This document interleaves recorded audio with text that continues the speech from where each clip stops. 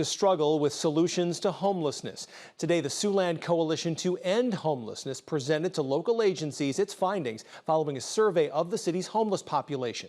The survey was done last year. Almost 100 homeless people were interviewed about what the city's organizations can do to help them.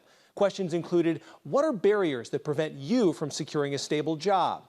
What would be most helpful to help get access to mental health needs? And what are some things that Sioux City government, organization, and business leaders could do that would be helpful to you? 80% of the people we interviewed really wanted to change their lives. They wanted to improve things for themselves.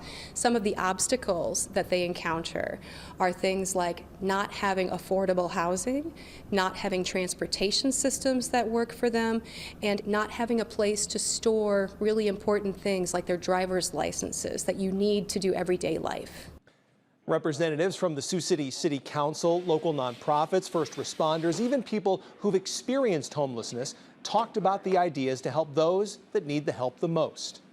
You need a public-private partnership and the organizational and political will to make change for people who are the most vulnerable. These are our sisters and neighbors, and really, but for the grace of God, this could be any of us. Creating opportunities and the incentives for creating more affordable housing, that may take some time, but it sounds like there's energy to do it.